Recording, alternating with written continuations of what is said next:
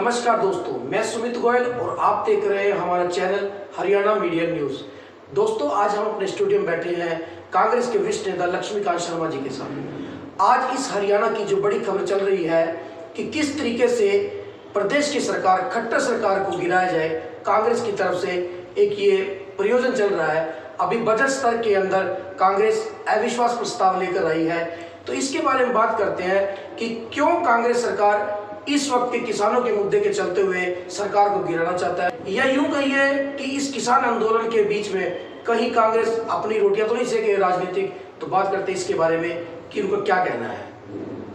Sir नमस्कार। नमस्कार भाई, स्वागत आपका हमारे हरियाणा मीडिया न्यूज पर। धन्यवाद आपका बहुत बहुत। सर बताइए, जो अभी हम प्रश्न कर रहे थे कि अविश्वास प्रस्ताव जो लाया गया है उससे क्या लाभ होगा किसानों को। देखिए सुमित भाई, आपने एक प्रश्न में दो प्रश्न किए हैं, मैं दोनों का आपका जवाब देता हूँ।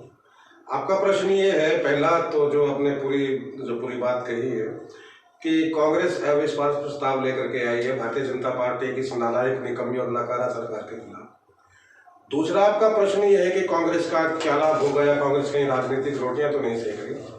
पहले तो मैं आपकी इसी बात को बता देता हूँ कि कांग्रेस ने देश के मुद्दे पर, आम आदमी के मुद्दे पर, गरीब व्यापारी कर्मचारी के मुद्दे पर और किसान के मुद्दे पर ना कभी राजनीति की है, ना कभी राजनीति करती है। कांग्रेस राजनीति करती है सिद्धांतों की।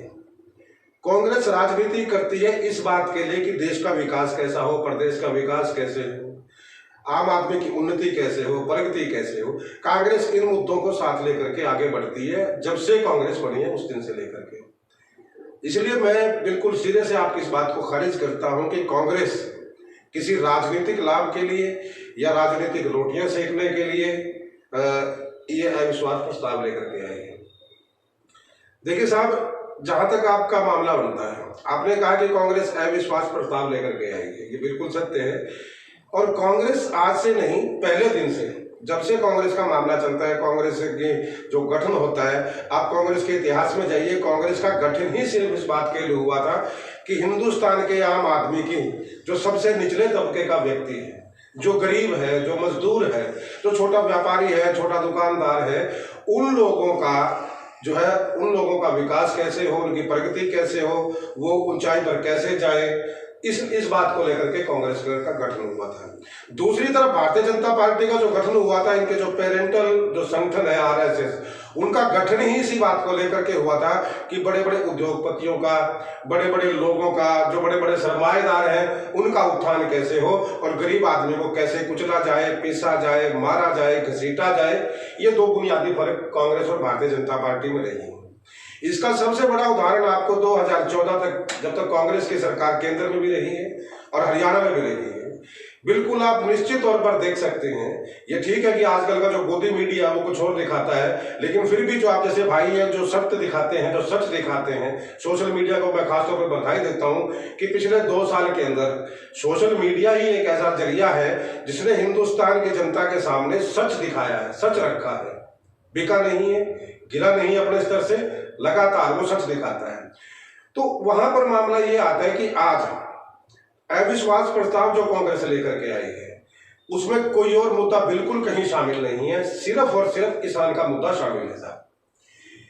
पिछले 105 दिन से दिल्ली की सरहदों पर, दिल्ली के बॉर्डर पर हिंदुस्तान का अन्नदाता, हिंदुस्तान का किसान लगातार धरने पर बैठा हुआ है और उनकी मांग भी कुछ नहीं है।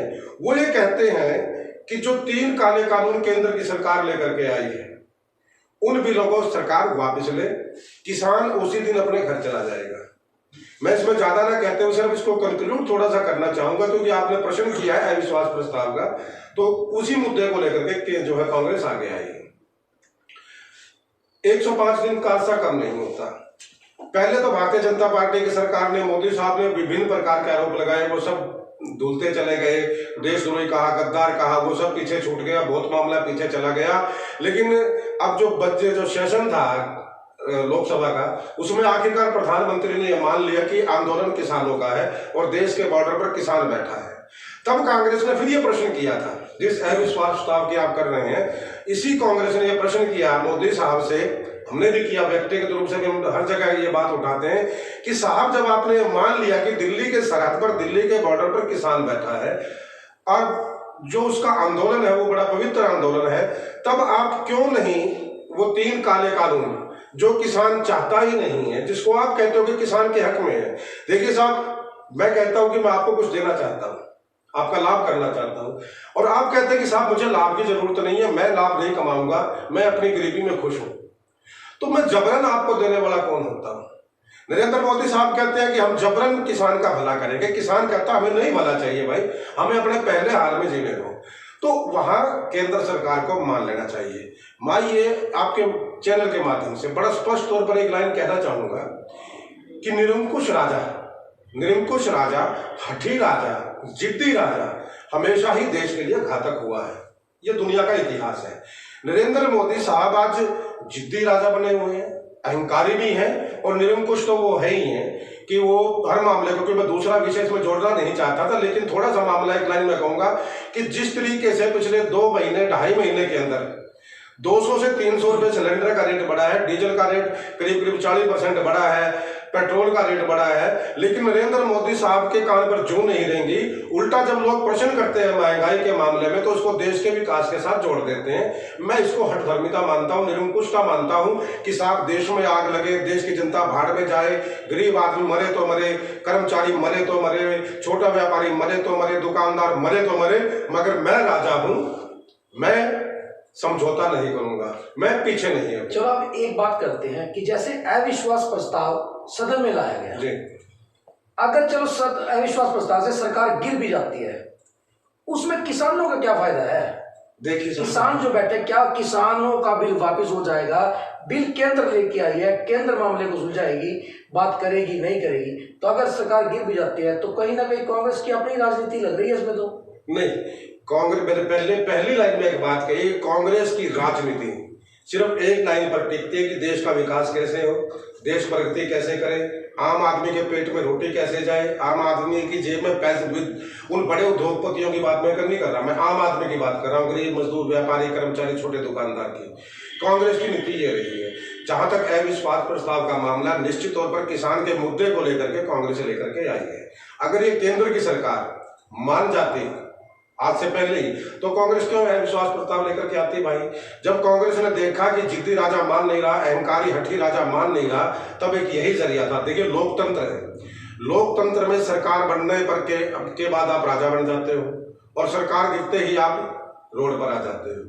तो इसीलिए कांग्रेस अविश्वास प्रस्ताव लेकर के आई है कि जो सरकार आम आदमी की सुन नहीं रही, गरीब आदमी की सुन नहीं रही, जुल्म कर रही है, जालिम बनी हुई है, उस सरकार से छुटकारा कैसा मिला जाए, तो उसको लेकर के अविश्वास प्रस्ताव कांग्रेस लेकर के आई है। कि हरियाणा के अंदर जो असंतोष है, मैं दावे के साथ कह सकता हूं कि हरियाणा के अंदर भारतीय जनता पार्टी के विधायकों को और जेजेपी के पार्टी को, जेजेपी तो बिकाऊ माल साबित हो चुका है कि जो पार्टी भारतीय जनता पार्टी के खिलाफ चुनाव लड़ करके आई है, जो ये कहती थी चुनाव में दुष्यंत चौटाला साहब की भारतीय जनता पार्टी कहती थी अब की बार 75 पार, और दुष्यंत चौटाला कहते थे भारतीय जनता पार्टी जमुना पार। उसको जमुना पार जाते जाते भारतीय जनता पार्टी यमुना पार चली गई थी, लेकिन उसको रोका किसने? दुष्यंत चौटाला साहब ने। उसको जो आदमी कहता था कि यमुना पार छोड़ के आऊंगा, वो यमुना पार से भारतीय जनता पार्टी को वापस लेके आया और हरियाणा की गद्दी पर काबिज कर दिया। फिर मामला साहब आया असंतोष का, लोगों ने इनके विधायकों से इस्तीफे मांगे। आज भी यहाँ स्थानीय विधायक आवास पर जो है प्रदर्शन हुआ है किसान यूनियन का कि अपने अपने विधायकों से इस्तीफा मांगा जाए, क्योंकि सभी जो विधायक हैं किसान की वोट से बने हैं, किसान के नाम से बने हुए हैं। तो वो मामला आता है। भारतीय जनता पार्टी में खुद इतना संतोष है कि नरेंद्र मोदी का नाम एक तरफ हटा दीजिए और बीजेपी को खुला छोड़ दीजिए कि साहब मोदी नहीं है, बीजेपी की सरकार और बीजेपी ये सारा मामला खट्टर साहब चलाएंगे। तो दावे के साथ कहता हूं कि कम से कम 40 में से 20 बीजेपी के विधायक भागने को तैयार बैठे हैं, क्योंकि देख कितनी दुर्भाग्यपूर्ण स्थिति है कि जनता के नुमाइंदे जो जनता ने चुने हैं, चाहे वो विधायक और चाहे सांसद है, जनता उनको अपने गांव में घुसने नहीं दे रही, अपने हल्के में घुसने दे रही। किसी सांसद और विधायक में इतनी हिम्मत, इतना हौसला नहीं है कि वो जनता के बीच में जा सके। मैं आज का कुरुक्षेत्र का आपको थानेश्वर का उदाहरण देता हूं कि किसान यूनियन के लोगों ने विधायक के आवास पर प्रदर्शन किया और मैं देख रहा था उसको, वीडियो को मैंने देखा है कि ना तो विधायक उस ज्ञापन को लेने के लिए आया, ना ही उसकी जो धर्मपत्नी है वो आई है, ना उनका बेटा ज्ञापन लेने के लिए आया जो कि सारी सत्ता चलाते हैं। विधायक का निजी सचिव किसान ही उनका ज्ञापन लेने के लिए आया। क्यों भाई? जिन लोगों के पास कल आप वोट मांगने के लिए जा रहे थे, आज आप उनका सामना करने की हिम्मत नहीं रखते। वो लोग आपके घर पे आए हैं, उनको चाय पानी पिलवाना चाहिए था, उनको बुलवाना चाहिए था, लेकिन मैंने देखा है वीडियो के अंदर कि वो उनका निजी सचिव जो है वो ज्ञापन ले रहा है। ये बड़ी दुर्भाग्यपूर्ण स्थिति है कि जब जनता के चुने नुमाइंदे जनता के बीच में नहीं जा सकते, वो सरकार कहाँ है? और आपने कहा कि अविश्वास प्रस्ताव, अविश्वास तो हरियाणा की जनता ने दिखाया था। आज हरियाणा के अंदर एक भी विधायक भारतीय जनता पार्टी और जेजेपी का, एक भी सांसद भारतीय जनता पार्टी का और जेजेपी का जनता के बीच में नहीं जा सकता। ये अविश्वास है। रही कांग्रेस की बात, कांग्रेस ने ना अपने लाभ के लिए किया, क्योंकि कांग्रेस को भी अच्छी तरह पता है, कांग्रेस खूब जानती है कि जो बिल है वो केंद्र सरकार वापस लेगी। कोई ऐसा नासमझ और अनाड़ी आदमी कांग्रेस में नहीं है, लेकिन दबाव बनाने की प्रक्रिया होती है, दबाव बनाया जाता है। अब सीधे जाके भाई, अब आज केंद्र में तो कम से कम कांग्रेस इस कैपेसिटी में नहीं है कि अविश्वास प्रस्ताव लेकर के आए। अगर केंद्र में कांग्रेस इस कैपेसिटी में होती तो कांग्रेस केंद्र में अविश्वास प्रस्ताव लेकर के आती। लेकिन जहां जहां देखिए, हर एक मामला जुड़ा होता है एक दूसरे के साथ। आप किसी की मदद करना चाहते हैं, कोई आदमी आपसे पैसे मांगने के लिए आया, आप उसको आपके पास पैसे नहीं है, आप कहते हैं साहब मेरे पास पैसे नहीं है, मेरे पास अनाज है, मैं उसको अनाज दे सकता हूँ। कोई मेरे पास अनाज मांगने के लिए आया, मैं कहता हूँ भाई मेरे पास अनाज नहीं है, मैं आपको पैसे दे सकता हूँ। मतलब सिर्फ इतना है कि जो हमसे मदद मांगने के लिए आया है, जो हमारे दर पर आया है, हम उसकी मदद करें, किसी भी तरीके से करें। वही मामला है। आज किसान को, हिंदुस्तान के किसान को मदद की जरूरत है, साथ की जरूरत है, सहायता की जरूरत है, और कांग्रेस हमेशा किसान के साथ खड़ी रही और खड़ी रहेगी। उसी कड़ी के अंदर हम जहां मदद कर सकते हैं, हम पंजाब में मदद कर सकते हैं किसान, क्योंकि हमारी सरकार है, तो हमने वहां पर उन बिलों को सस्पेंड किया। कैप्टन अमरिंदर ने कहा कि हम लागू नहीं करेंगे। एक दो स्टेटों में और ऐसे मामले आए हैं। राजस्थान में हम सरकार में बैठे तो हम कुछ और वहां पर कर सकते हैं। हरियाणा में हमारी सरकार नहीं है, लेकिन हमारे पास इतने विधायक हैं कि हम अविश्वास प्रस्ताव लेकर के आए। और जिन विधायकों का भारतीय जनता पार्टी में जमीर जिंदा होगा, जिन विधायकों का जेजेपी का जमीर जिंदा होगा, जिन विधायकों का आजाद रहते हुए जमीर जिंदा होगा, वो कांग्रेस के अविश्वास प्रस्ताव के समर्थन में आएंगे। मैं सीधा इसको ये मानता हूं कि ये किसान का साथ देने और किसान के पक्ष और विपक्ष की बात है।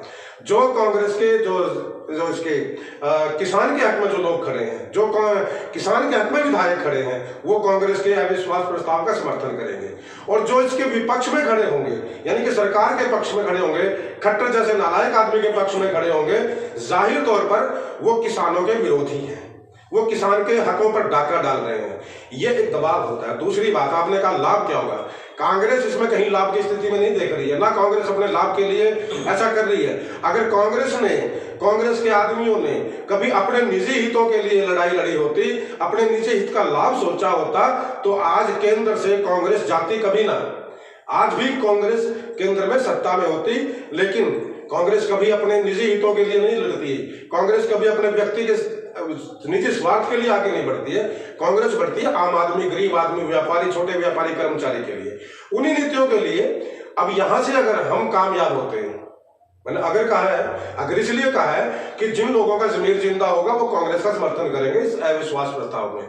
और अगर हम यहां से कामयाब होते, देखिए सीधी सी बात है भाई, अगर आपके पास 10 चीजें कहीं हैं, आप 10 चीजें अपनी गोद में लेकर के बैठे हो, और धीरे धीरे आपके पास से एक चली गई तो आपको थोड़ा महसूस होगा कि एक चली गई, फिर दूसरी जाएगी तो आपको थोड़ा और महसूस होगा, तीसरी जाएगी तो और महसूस होगा। जब 4, 5, 6 चीजें आपकी गोद से वो निकल जाएंगी, जिनके दम पर आप कूद रहे हो, तो आखिर में क्या होगा, आपका हौसला टूटेगा और आप कहीं ना कहीं घमंड जो आपका टूट करके नीचे आएगा।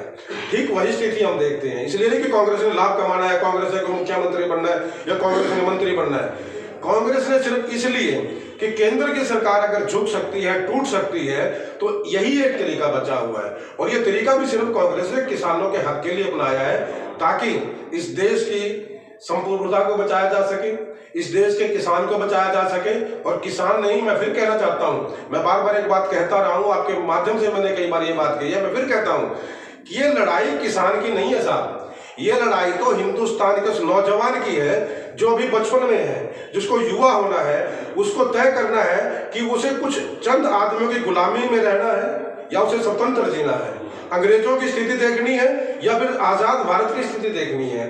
उस आजाद भारत को जिंदा रखने के लिए, देश के नौजवान की आजादी के लिए, आम आदमी की, छोटे व्यापारी, दुकानदार, कर्मचारी के भले के लिए, उसके विकास के लिए, उसके डेवलपमेंट के लिए कांग्रेस अविश्वास प्रस्ताव लेकर के आई है कि अगर हरियाणा में यह सरकार गिरती है तो घमंडी और निरंकुश राजा जो नरेंद्र मोदी साहब आज बनकर के बैठे हैं, उनका सर कुछ ना कुछ नीचे होगा, उन्हें एहसास होगा।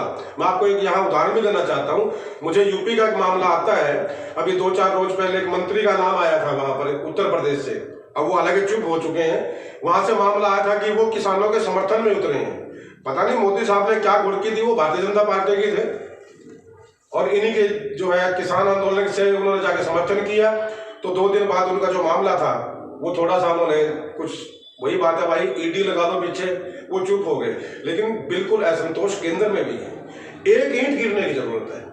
भारतीय जनता पार्टी उस बुनियाद पर खड़ी है कि जिसकी बुनियाद की एक ईंट निकालो तो बिल्डिंग धड़ाम से गिरेगी। और मैं दावे के साथ कहता हूं कि हरियाणा में अगर ऐसा हो जाता है तो सिर्फ हरियाणा नहीं रहेगा, उसके बाद और स्टेट भी हैं, उत्तर प्रदेश भी है, मध्य प्रदेश भी है, वहां भी सरकारें गिरेंगी साहब। और जब वहां सरकारें गिरेंगी तो मोदी साहब नीचे आएंगे और सवाल वही है, जवाब वही है कि फिर किसान का भला होगा, और किसान का नहीं बल्कि हिंदुस्तान का भला होगा। क्योंकि मैं आखिर में यही बात कहूंगा कि इस देश का किसान अपनी लड़ाई नहीं लड़ रहा, इस देश के नौजवानों की, इस देश के भविष्य की लड़ाई लड़ रहा है। इसीलिए इन लोगों का जाना जरूरी है और इनको भेजने के लिए, सत्ता से बेदखल करने के लिए हरियाणा से शुरुआत हुई। तो ये थे हमारे साथ कांग्रेस के नेता लक्ष्मीकांत शर्मा जी। इन्होंने अपने विचार दिए हैं अपनी सरकार के लिए कि वह अविश्वास प्रस्ताव लेके आए हैं आम जन की भलाई के लिए। बाकी समझदार आप सब जनता है कि किस तरीके से इनके विचारों को किस रूप में लेते हैं। आप अपने सुझाव हमारे मीडिया चैनल की इस वीडियो पर कमेंट के रूप में जरूर दें कि वाकई में कि क्या ये अविश्वास प्रस्ताव आम जन के लिए सही है या गलत। ये आप जरूर लिखें हमारे कमेंट बॉक्स में। हरियाणा मीडिया न्यूज़ के द्वारा आगे भी और अपडेट्स के साथ आपके साथ बने रहिए हमारे YouTube channel Haryana media news के साथ। धन्यवाद।